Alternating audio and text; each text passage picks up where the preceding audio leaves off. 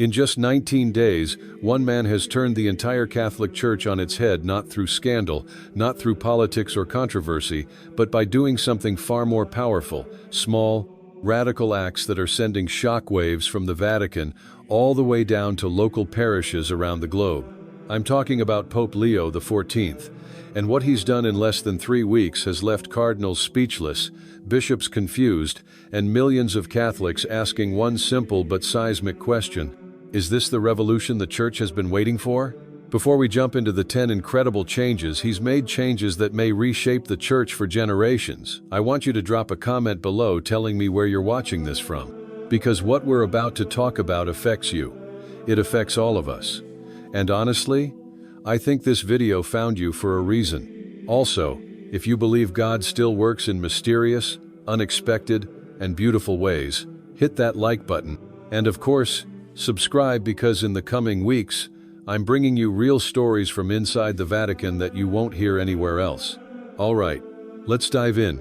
Change number 1. Barefoot bishops. The first thing Pope Leo did, and this was on day 1, was announce that every bishop in the Catholic Church must walk barefoot in at least one public procession per year. Yes, you heard that right.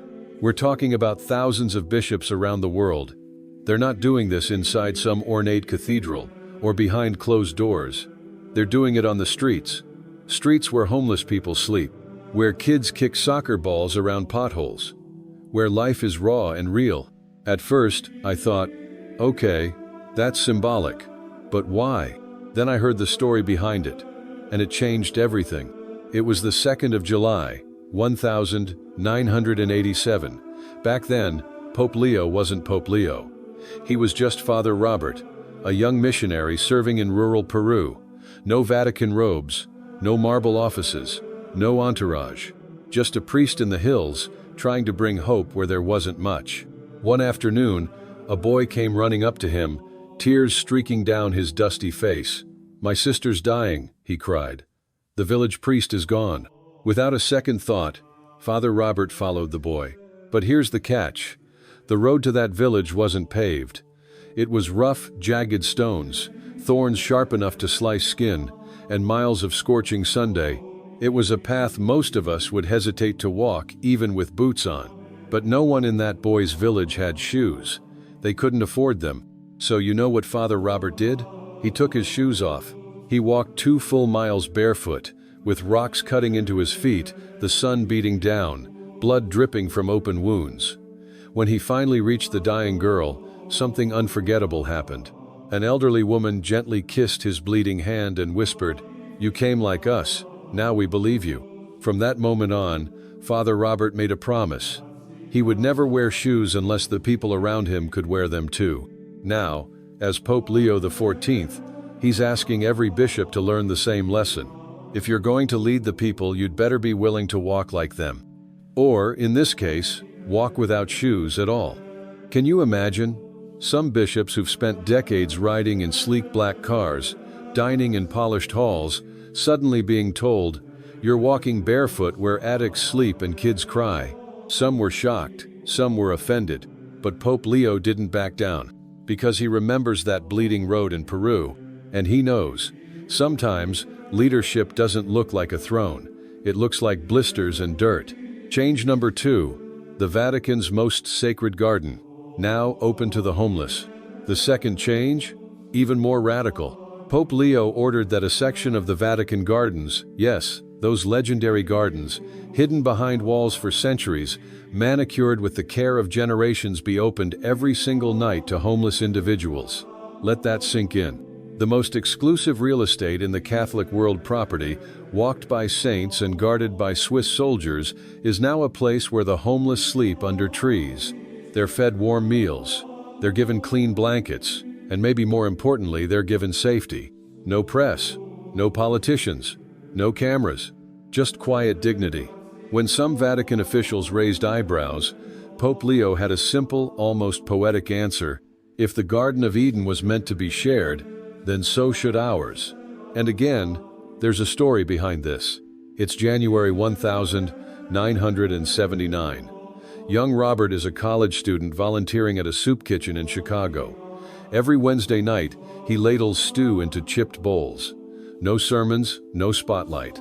Just service. One night, he locks up the church and sees an old man huddled on the front steps. It's bitter cold. The man has newspapers wrapped around his legs, shivering uncontrollably. Robert doesn't say a word. He just sits down next to him. Two strangers, no talking, just sharing the cold. When Robert finally gets up to leave, the man whispers something that never left him. "Thank you for seeing me." Not "thank you for food," not "thank you for money," just "thank you for seeing me." It broke something open in Robert's heart. Now, decades later, as Pope Leo, he's making sure that people who've been made invisible are finally seen even in the most sacred spaces on earth. Change number 3. Dressing down the papacy. The third change Pope Leo made might seem small from the outside, but symbolically, it's enormous. He started wearing simpler clothing. No more gold-threaded capes on casual visits. No gemstone-encrusted crosses. Most days, he shows up in plain white robes, sometimes even the same ones he wore as a bishop. During big liturgical events, yes, he still dons traditional vestments, but for regular appearances, he looks more like your local parish priest than the leader of 1.3 billion Catholics. And the world has taken notice. Photographers trying to get close-ups of his garments, he waves them off. When someone asked him why he chose a plain robe for a major mass in Rome, he answered, "People are hungry for truth, not fabric." Now, that's not just clever, that's a whole philosophy. Where does it come from? Let's rewind to 1981. That's the year Robert joined the Augustinians, an order known for simplicity, service, and contemplation. When he took his vows, he made a promise to avoid vanity, to live humbly, and to never let his clothing speak louder than his soul. Back then, as a young friar, he refused to sit at the head of the table during meals. He served food at the back. He wore the same black robe every single day. Even after becoming a bishop, he didn't upgrade to custom-tailored clerics or gold chains. There's a beautiful story from his missionary days. He was visiting a dusty village in rural Peru, and a little girl noticed his scuffed-up shoes and plain clothes. She tugged at her mom's sleeve and whispered, "He dresses like our fathers. Maybe that means he loves like they do too." That line stayed with him, because what he understood is this: the less you wear the symbols of power, the easier it is for people to see your heart. He's not rejecting church tradition. He's not trying to dismantle the beauty of Catholic liturgy. What he is doing is making sure that beauty never overshadows the message. Change number 4. A new kind of language in the liturgy. Now this next one, it's sparking some big conversations. Pope Leo has started introducing more inclusive language into church prayers and liturgies. Before we go further, let's clear something up. No, he's not rewriting scripture. No, he's not changing the teachings of the church. The doctrine stays the same. What he is doing, though, is making small but meaningful shifts in how we speak to and about the faithful. For example, instead of just saying brothers in public prayers, we now hear brothers and sisters. When speaking of the people of God, he'll sometimes use gender-neutral terms to be more welcoming to everyone, especially those who have felt left out. To some people, this might seem like wordplay, but to Pope Leo, language is the doorway through which many people first hear God. It should never shut someone out. Where does this conviction come from? Between 1985 and 1994, Father Robert served in dozens of villages across Peru. He ministered to people from all walks of life: indigenous communities, single mothers, poor farmers, families with no shoes and no birth certificates. And many of them, especially women, had never been invited to speak in church, let alone feel represented. He once told a young catechist, "If the gospel makes someone feel left out, then we've told it wrong." And there's one day he never forgot. He was holding Mass under a tree, literally, under a mango tree, because there was no chapel, and at the end of the liturgy, an elderly woman came up to him with tears in her eyes. She said, "I finally heard myself in the prayer today. Thank you." That's the power of language. It's not about political correctness. It's about belonging. It's about telling every person sitting in every pew around the world, you are not an afterthought in God's house. You are part of the family. Change number 5. The Green Vatican Initiative. This next change is huge, not just for the Church, but for the planet. Pope Leo has launched something called the Green Vatican Initiative, a sweeping plan to make Vatican City carbon neutral by the year 2030. That's just 5 years away. Here's what it includes.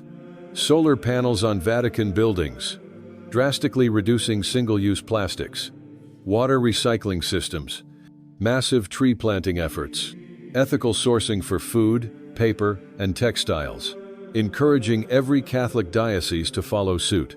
Now, this isn't just environmentalism. To Pope Leo, it's theology. On May 20th, 2025, he said, "We cannot preach care for the soul while ignoring the home that holds it. The earth is God's gift. We must protect it." Some called it unrealistic. Others said it was finally overdue. But Leo doesn't see it as optional. He sees it as sacred duty. Why?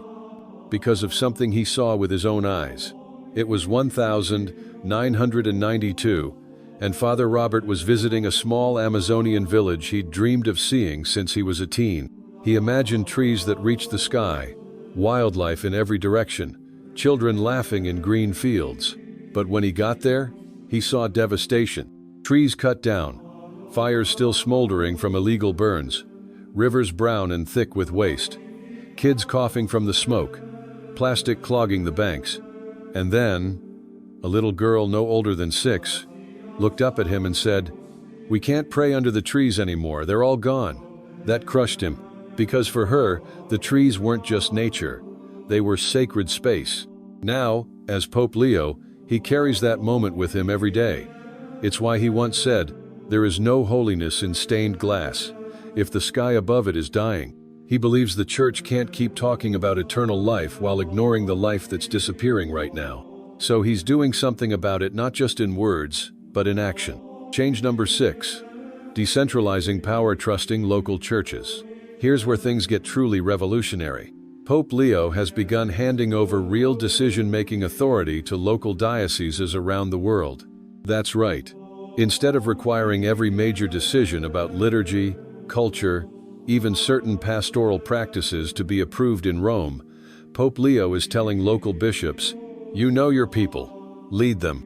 In other words, the days of waiting months, sometimes years, for Vatican approval to adapt a hymn, adjust a ceremony, or respond to urgent local needs, those days are ending.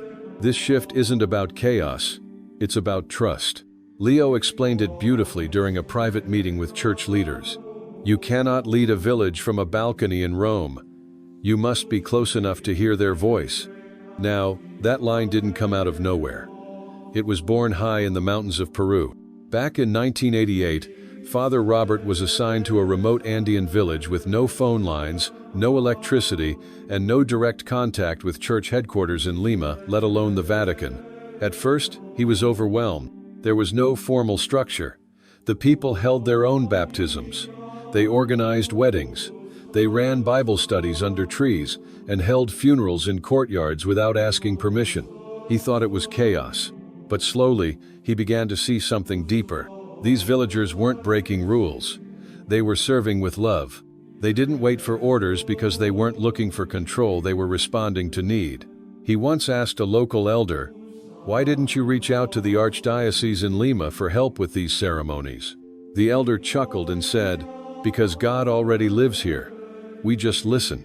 That answer hit him hard, because it flipped everything he'd been taught about top-down leadership, and it planted a seed. Now, decades later, as Pope Leo, he's giving local churches the autonomy they've long needed to minister in ways that resonate with their own cultures, languages, and communities. It's bold. It's uncomfortable for some, but it's rooted in a deep belief. The Holy Spirit isn't limited to Vatican corridors. Sometimes, the Spirit speaks from mountain trails, village kitchens, and street corners. Pope Leo's job, he says, is not to control that voice, but to amplify it. Change number 7. A new dialogue with other faiths. Let's move on to one of Pope Leo's most daring and hopeful changes. He started creating global interfaith councils, groups of priests, scholars, and laypeople who regularly meet with leaders from other religions, including Islam, Judaism, Buddhism, and beyond. The goal? not to debate doctrine, not to convert or compete, but to build peace, to serve the poor together, to listen more than we speak. At a press briefing on May 22, 2025, Pope Leo said something extraordinary. Faith should not be used to build walls, it should be used to build tables. Let that sink in. He's not trying to water down Catholic belief. He's trying to make space for understanding in a world full of division. Where did this bold vision come from? The year was 1990. Father Robert visited a refugee camp in northern Peru, home to a mix of people, Catholics, Muslims, indigenous believers, and those with no religion at all. He went not as a preacher, but as a helper, bringing blankets, food, and medicine. One day, he sat beside a Muslim nurse who had just treated a dying child. They sat together in silence while the child slept. Eventually, they both prayed, each in their own way. Afterward, she turned to him and said something that marked him forever. We may speak to God in different languages, but he hears the same pain.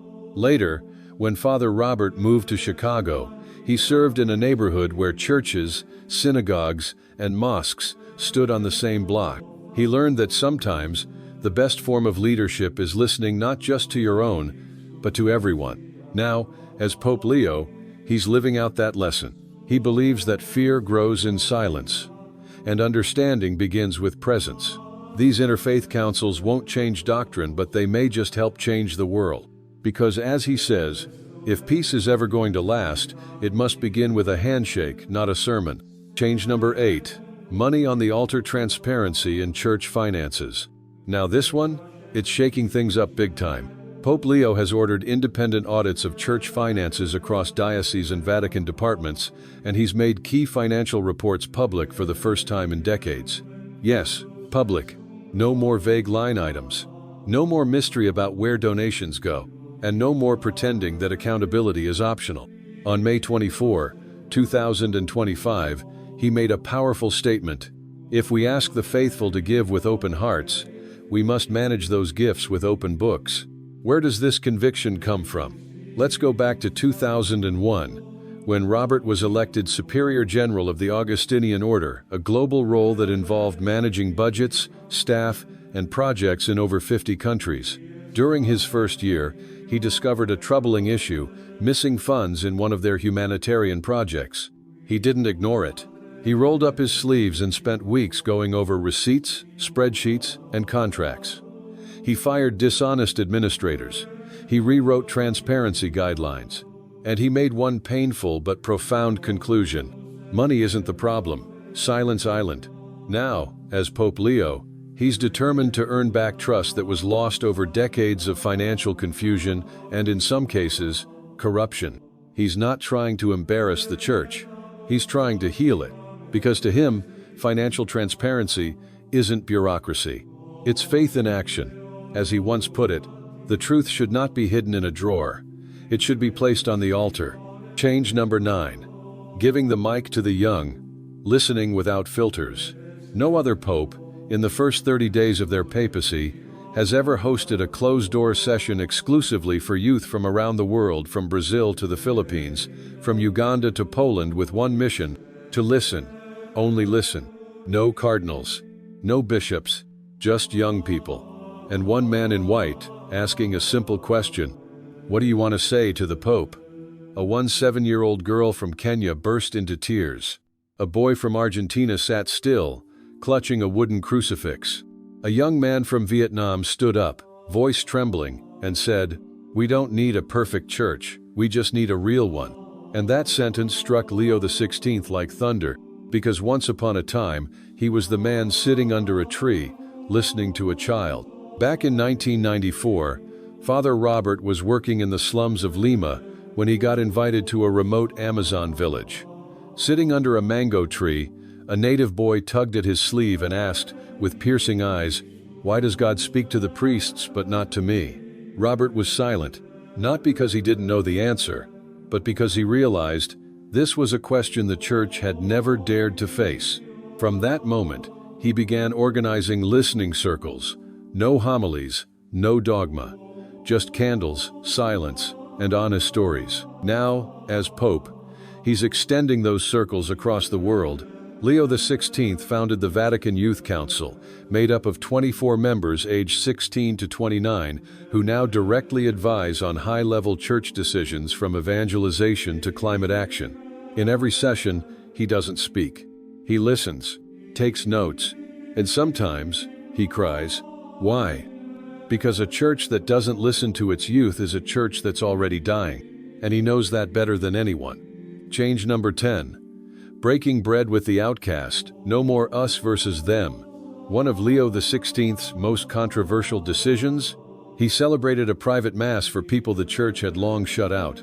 Transgender individuals, divorced and remarried, former sex workers, survivors of clerical abuse. Not to justify everything they'd done, but to say one simple thing: you are not excluded from this table. And it wasn't a PR stunt. During Holy Week 2025, he washed the feet of a former prisoner, a homeless woman, and an HIV-positive man with no cameras, no press. The only photo surfaced later, blurry, posted by an attendee with the caption, "He didn't ask who I was. He just knelt down and washed my feet with tears." This isn't new for Leo XVI. Back when he was the superior general of the Augustinians, he faced severe backlash for allowing openly gay individuals to attend prayer services in the chapel. Some priests called it compromise. He called it a return. If Jesus walked into a room, he once said, "Do you think he'd check your resume before hugging you?" He's not asking for doctrine to change. He's asking us to change the way we meet each other. And for many, that's earth-shaking enough. Change number 11. Dismantling the machine. Putting the gospel back at the center. Did you know? In a closed meeting with Italian bishops, Pope Leo XVI said bluntly, "If a structure in the church does not serve love, dismantle it." No fluff, no sugarcoating, and just days later, he disbanded 3 Vatican councils, including one that cost millions annually and accomplished virtually nothing. He also mandated that all Vatican departments rewrite their mission statements in plain language, no more 100-page documents laced with Latin and legalese. He learned this from a woman named Maria, an illiterate grandmother. In 1992, during a small chapel mass in Cajamarca, Peru, Father Robert delivered a theologically complex homily. Afterward, Maria pulled him aside and said, "Son, you spoke beautifully, but your God is not my God. My God knows I wash clothes, my back hurts, and I can't read. He talks to me in rice that's half-cooked and in the tears of tired mothers. Do you understand that God, Father?" Robert stood speechless. From that day forward, he ditched academic sermons and began to tell stories like a neighbor, chatting in the market with people who may not read scripture, but deeply live it. And now, he's forcing the Vatican to learn the language of real life. Change number 12. He kissed the man no one would touch. It happened during a rainy Wednesday audience at St. Peter's Square. Thousands had gathered, but Leo XVI walked past most of them until he reached a man whose body was covered in sores, his face disfigured by a disease few could name, and most tried to ignore. People stepped back, even security hesitated. But Leo XVI, he embraced him. He didn't flinch. He didn't wear gloves. He didn't look away. He kissed the man's forehead, whispered something in his ear, and held him for over 2 minutes, the cameras catching every second. Later, someone asked, "How could you do that?" He responded, "I didn't see disease. I saw Christ." And for millions watching across the world, something broke inside them. A wall, a fear, a judgment. Because love like that, unfiltered, unafraid, unashamed, is rare. Even in churches. Change number 13. He suspended the Vatican Bank. No one expected this. On day 20 of his papacy, Pope Leo XVI froze all transactions at the Vatican Bank, the institution known for its secrecy, power, and scandal. Accounts were audited. Ledgers were opened. Corruption was traced. Millions in shadow money vanished overnight. In its place, the Pope ordered the creation of a public digital portal where any Catholic could see where donations were going, which projects they funded, and who was accountable. Some bishops protested, but Leo XVI stood his ground. If light cannot reach our books, then neither can God. And for the first time in modern memory, The Vatican felt transparent. Change number 14. He was spotted at a homeless shelter at midnight. It wasn't a press stunt. There were no reporters. Just a grainy security video that surfaced online 2 days later, showing an old man in a white cassock, quietly serving soup in a dimly lit Roman shelter. It was Leo XVI. He had slipped out of the Vatican on foot with 2 nuns to serve the homeless dinner. When asked why, he shrugged. A shepherd should smell like his sheep. That quote alone became a movement. It was printed on t-shirts, painted on murals, carved into church doors around the world. Because somehow, in that one moment, Leo XVI had redefined what leadership looks like in the church. He wasn't preaching from balconies. He was kneeling in back alleys, not seeking applause, but seeking souls. And whether you believed in God or not, you could feel something was happening. Something real. Change number 15. He apologized for the church's silence. It wasn't scripted. It wasn't during Easter or Christmas. It was in the middle of an ordinary morning homily, broadcast from the small chapel where Pope Leo XVI prayed daily. He paused mid-sentence, looked up, and said, in a trembling voice, "To the abused, to the betrayed, to those who cried out and were met with silence, I am sorry." There was no applause, just silence, but the weight of that moment traveled fast. Within hours, survivors groups were quoting him. Within days, dioceses around the world began hosting listening circles. And within a month, Leo XVI opened the Vatican archives to every international investigation.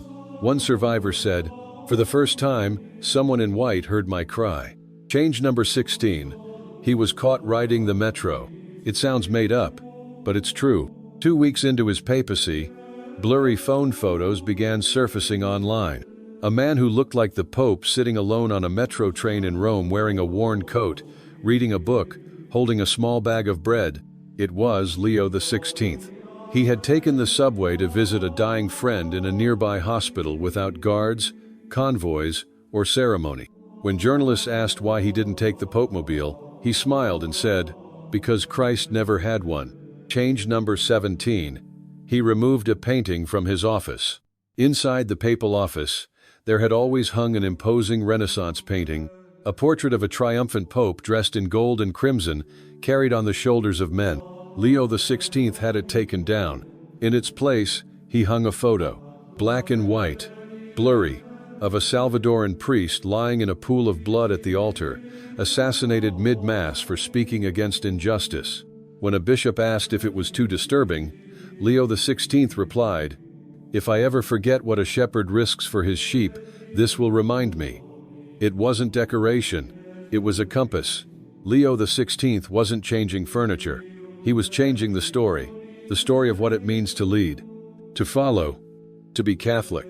And for the first time in a long time, people who had walked away from faith began walking back, not because they found perfection, but because they found someone who bled, wept, and listened. Change number 18.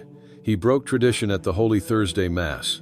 It was supposed to be a majestic event, golden thrones, long chants, incense clouds rising above marble. But on Holy Thursday, instead of celebrating Mass in St. Peter's Basilica as popes have done for centuries, Pope Leo XVI vanished. Hours later, images appeared on social media. The Pope, kneeling in a women's prison, washing the feet of 12 inmates. Some were Muslim, some were mothers, some were serving life sentences. But Leo XVI didn't ask their religion. He didn't ask their past. He knelt, poured water, dried their feet with his white stole and kissed them.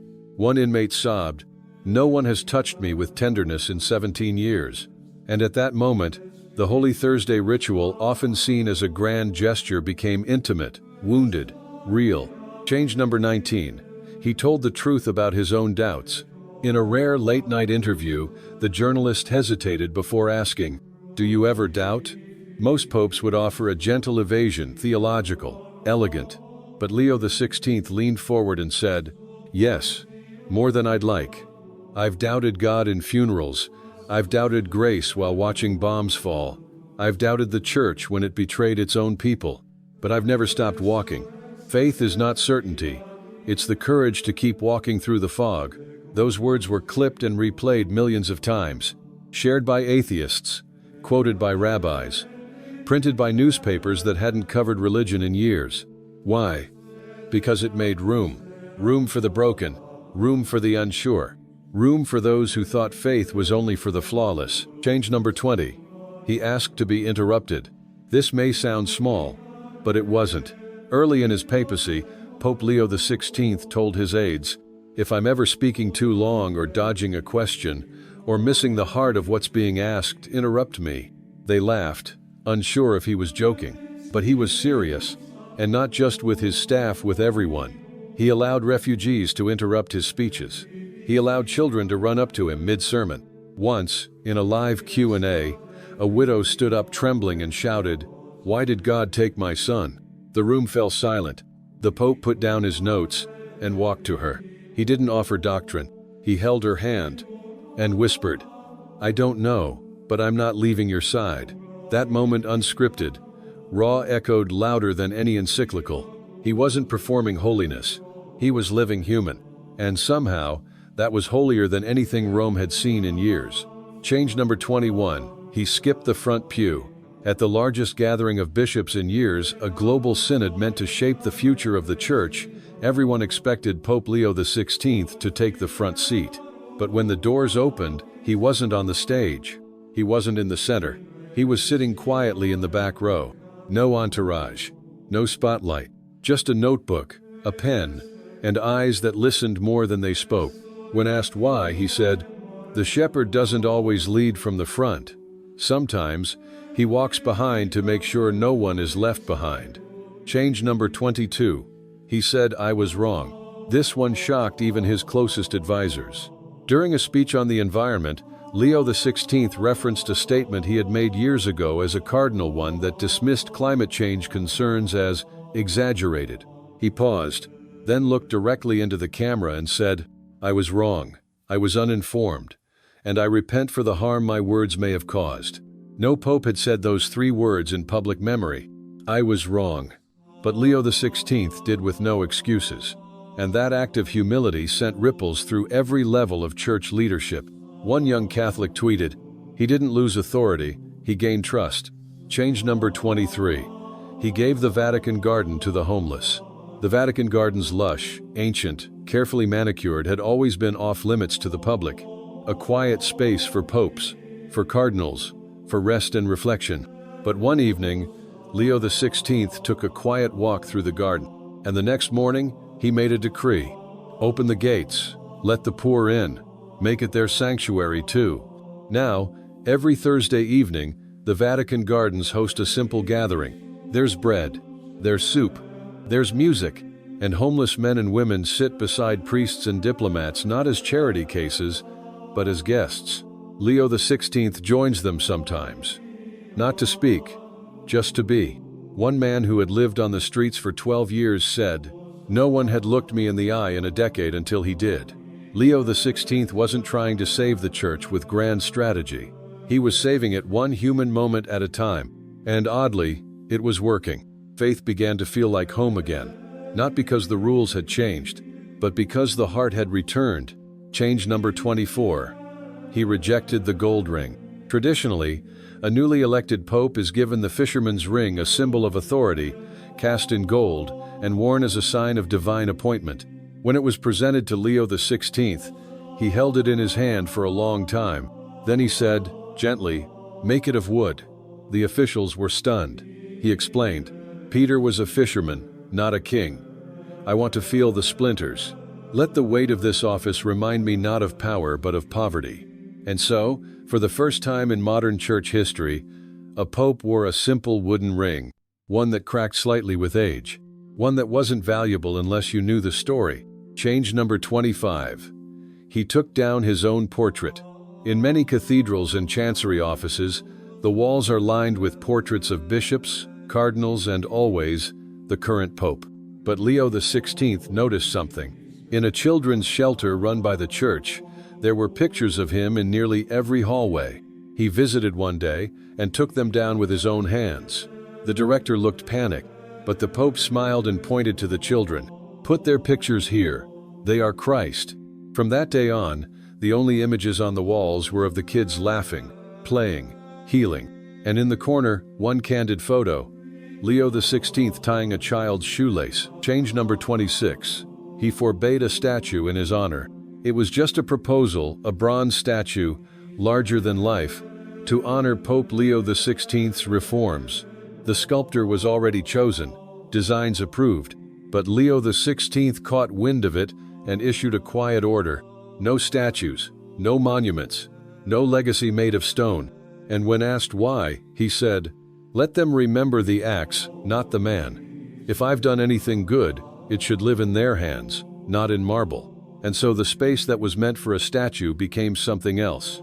A fountain open to all, with a plaque that read only, "Love one another, or nothing else matters." Pope Leo XVI was quietly dismantling the cult of personality that had crept into religion. He wasn't building a brand. He was trying to rebuild a soul. And in the emptiness where ego used to sit, he planted something else: awe. Change number 27. He heard confessions in disguise. One Holy Thursday, just before Easter, Pope Leo XVI quietly slipped out of the apostolic palace, dressed not in papal white, but in an ordinary black cassock. He walked into a small Roman church unannounced, and he sat inside a confession booth. No cameras, no guards, no fanfare, just a quiet sign that read, "Confessions, Italian, Spanish, English." One by one, people came in. They didn't know who they were talking to. They confessed their sins. They wept. And from behind the screen, they heard words that would only be recognized later. God forgives everything, everything, even this, especially this. When the story broke days later, a woman who had confessed to him anonymously said, "He didn't absolve me as a pope. He loved me as a brother." Change number 28. He wept for a prisoner on death row. During a visit to a maximum security prison in South America, Pope Leo XVI asked to meet with the most isolated inmate, a man convicted of multiple violent crimes and sentenced to death. They met in a small concrete room. No cameras were allowed, no microphones. The only thing that emerged from that meeting was a line scribbled in the Pope's notebook: "There is no soul so dark that God has stopped calling their name." When the man was executed a year later, a letter was released to the public. It was from Leo XVI. In it, he wrote, "I cried for you because I saw who you used to be, and who you might have been again. May mercy outrun justice in the life to come." Change number 29. He confessed publicly. At an international youth event attended by over 1 million people, Pope Leo XVI took the stage. He was expected to give a speech about holiness, discipline, and spiritual strength. Instead, he took a breath and said, "I confess to you, my brothers and sisters, I have doubted, I have despaired, I have failed to love those closest to me, and sometimes I forget that I, too, need grace." You could feel the silence stretch across the crowd. He looked down. "I ask you not to admire me but to pray for me, because even the one who wears white kneels before the cross." People didn't applaud. They wept. And from that moment on, the youth didn't see him as a distant authority. They saw him as one of them. Leo XVI didn't preach perfection. He preached need. And in doing so, he gave people something even greater than doctrine: permission to be real. Change number 30. He kissed the leper. It was during a visit to Southeast Asia. The Pope's schedule included a visit to a remote hospital for patients with Hansen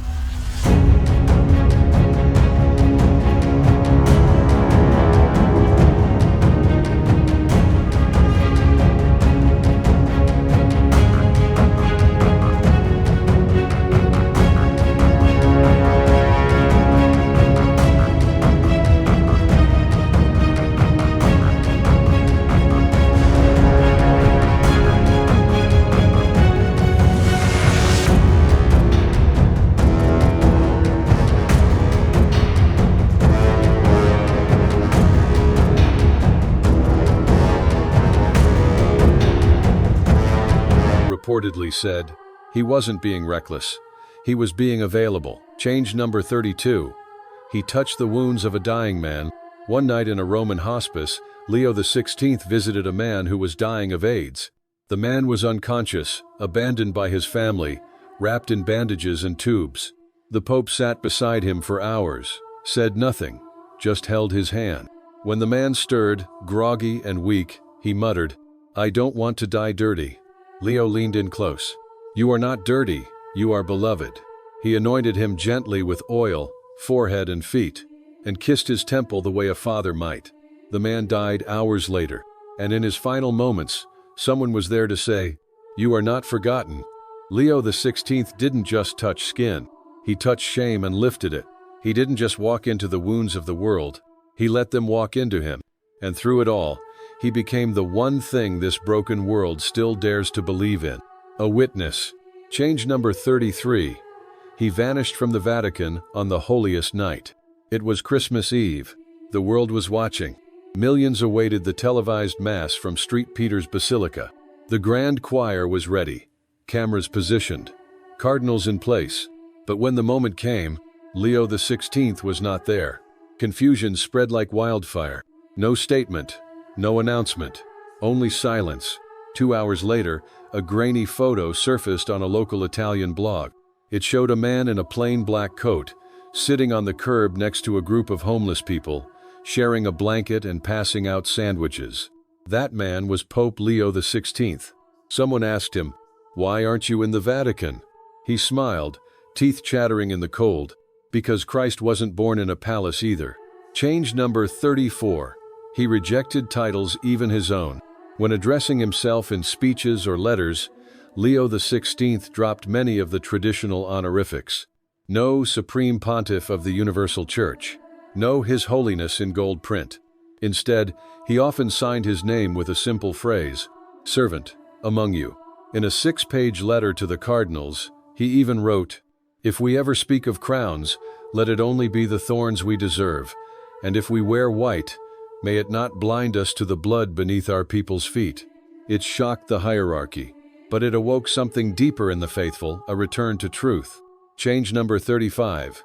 He reversed a 1,000-year tradition. For centuries, the Church had forbidden washing the feet of women during the Holy Thursday liturgy. Leo XVI walked into the cathedral that day with a towel over his shoulder and knelt not just before bishops or seminarians, but before mothers, refugees, sex workers, and teen girls with tattoos. 12 women, one for every apostle, and with trembling hands, he washed them clean. When a bishop objected afterward, Leo responded not with theology, but with tears. When will we stop guarding the door to a God who never locked it? He didn't lead with rules. He led with radical humility. He wasn't trying to make headlines. He was trying to rewrite hearts. And in doing so, he became something the Church had forgotten it could be. Not a fortress, but a field hospital. Change number 36. He visited the prison no pope had ever entered. It was Italy's most feared correctional facility, a maximum security prison built into the side of a mountain. No pope had ever gone there. Not once in 140 years. Until Leo XVI. He arrived without cameras, no press, no entourage. He met face to face with murderers, mafia bosses, men who had not seen sunlight for decades. One prisoner asked with disbelief, "You came here? To us?" Leo nodded and said, "You are not your worst day." He washed their feet, and then he said something no one expected. "Pray for me, I carry sins too." They wept. Not because he forgave them, but because he saw them. Change number 37. He broke the silence on suicide. In one of the most controversial homilies of his papacy, Leo XVI stood in front of St. Peter's Square and said, "The Church has spoken harshly of suicide. Too harshly." He paused. But God does not measure despair with a ruler. He kneels beside it. He read the names of people who had taken their own lives that year out loud, one by one holding up handwritten cards with their names. Then he prayed over their memories, not with condemnation, with mourning, and then said, "Let no grieving mother fear for her child's soul. The arms of God are longer than the ledges we fall from." Change number 38. He fasted alone during a war no one could stop. When conflict exploded in Eastern Europe, diplomatic efforts failed. Pope Leo XVI declared a fast, not a symbolic one, a real, bodily, painful fast. He refused food for 3 days. He remained barefoot for a week. He slept on stone. When asked why, he answered, "Because when we cannot stop the bombs, we can still break our own pride." Cameras showed him, sunken and exhausted, lying prostrate on the basilica floor, arms outstretched like a cross. One reporter said, "He looked like he was offering up his whole body as ransom for a peace the world refused." He didn't command armies. He commanded conscience. He couldn't undo the world's horrors, but he could feel them and refuse to ignore them. And in doing so, Leo XVI gave the Church something more powerful than any decree: a soul. Change number 39. He removed the papal throne from the basilica. One morning, visitors entered St. Peter's expecting to see the towering golden throne, the Cathedra Petri, centerpiece of authority. It was gone. In its place stood a single, simple wooden stool. When asked, Leo XVI said, "Christ never sat on a throne. He sat beside fishermen." He restructured liturgies, removing the elevated platforms. Priests and congregants now stood on the same level. He quietly ended the practice of kissing his ring. He said, "Lips belong on the wounds of the poor, not on my hand." Change number 40. He spent more time in silence than in speeches. Reporters grew frustrated. Leo XVI stopped giving formal interviews. He gave no Christmas address 1 year. He declined keynote appearances. Instead, he began what he called his ministry of presence. He would sit for hours with dying patients, refugees, children with terminal illness, saying nothing. No theology, no answers. Just being there. One child with leukemia asked him, "Why are you crying?" Leo answered softly, "Because you are teaching me how to love without needing to speak." Change number 41. He gave the Vatican gardens back to nature. He stopped the gardeners, allowed wildflowers to grow freely. Birds returned, insects buzzed. The soil became alive again. When a cardinal protested the disorder, Leo XVI said, "The Garden of Eden was not manicured." He brought school children to plant trees. They named them after the Beatitudes. Under one tree, he buried a letter. For the next pope, "If you must build walls, let them be green." Change number 42. He left without warning. On the eve of his 1000th day as pope, Leo XVI disappeared. No press conference, no successor named, no final mass. He simply walked out of the apostolic palace and down the Via della Conciliazione alone. The Swiss guard reported him missing. Some thought he had been kidnapped. Others feared the worst. 3 days later, a family in Assisi posted a blurry photo of an old man serving soup at their shelter. It was him. The papal ring was gone. The robes replaced with an old wool coat. When asked who he was, he said, "Just Leo." They begged him to return. He smiled, wiped his hands on his apron, and whispered, "The Church will survive without a pope, but the hungry will not survive without bread." He became the only pope in modern history to abandon the papacy, not because of scandal or illness, but because he believed. Sometimes, the loudest way to lead is to leave. He was never found again. For years after he left, people claimed to see him in Calcutta, in Aleppo, in a forgotten chapel in the Andes. Always the same story. A quiet old man with gentle eyes, serving the poor, praying without words, listening more than speaking, but no one could ever prove it. The Vatican refused to confirm his whereabouts. His papal apartment remained untouched. The ring never replaced. The throne left empty. Children began to call him Papa Leo. Not Holy Father, not His Holiness, just Papa Leo. They drew pictures of him feeding birds, holding hands with orphans, sleeping under trees. He became a myth, a wandering saint, a holy ghost in wool.